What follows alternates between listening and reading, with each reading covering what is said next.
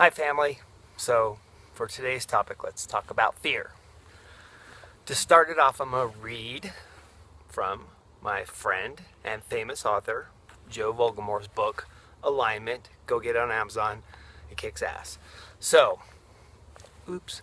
anyway, I'm going to start off by reading an example that he gives about fear.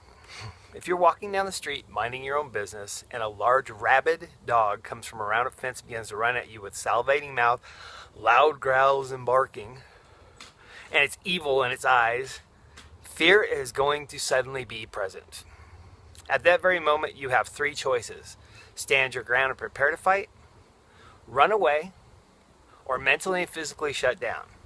If you stand your ground, you may be able to intimidate or fight the dog off. If you run away, you may be able to escape unharmed. But if you shut down mentally and physically, the dog is likely to tear you apart.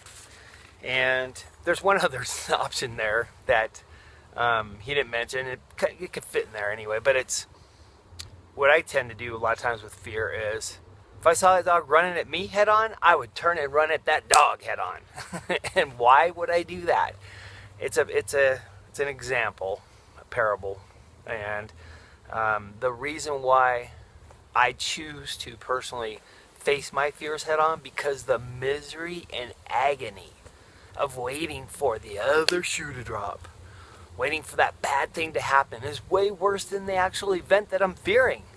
If I'm afraid that something bad's going to happen and I sit around and think about it, that sucks and it hurts. And guess what else it does? It attracts more of what you're afraid of that hasn't even happened yet. So, and then of course there's now 4 examples. Sometimes if you see a tanker truck on fire full of gasoline, that's probably not a good time to run at your fear. That might be a good time to run away. Sometimes if you can run away and you can get into a car quickly before that dog came, then that would be the very good solution, because then you don't have to fight. But if you do nothing and you just sit there, which is doing something, doing nothing is doing something, and it's just the bad thing. It's the most harmful thing, because you will suffer agonizing death over and over again over something that may or may not happen, for one, and two, sometimes the pain that you felt while waiting for the bad thing to happen instead of dealing with it was a lot worse than just dealing with it.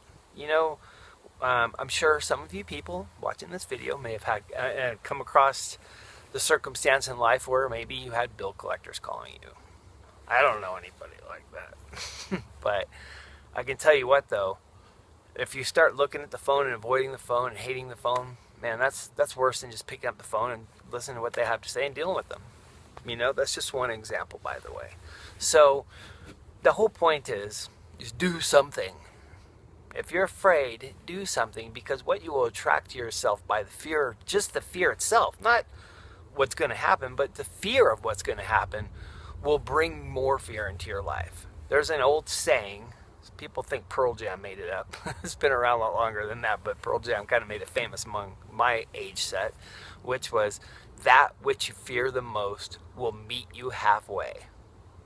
If you have a chronic fear of something, chances are those kind of things probably happen to you, if they're real. Well, that's a whole nother video. But if you face your fears, guess what happens, you guys, is you become stronger from dealing with it. And then you are less fearful of things and instead just deal with things. So with that, I love you. And if you got value from this video and we're not already friends, send me a friend request. And if we are friends and you liked what you heard here and you think somebody else may benefit from it, then share it. You never know what friend may need to hear some information at some certain point. You never know. So with that, I truly love you, and I hope you have an incredibly blessed day. Take care.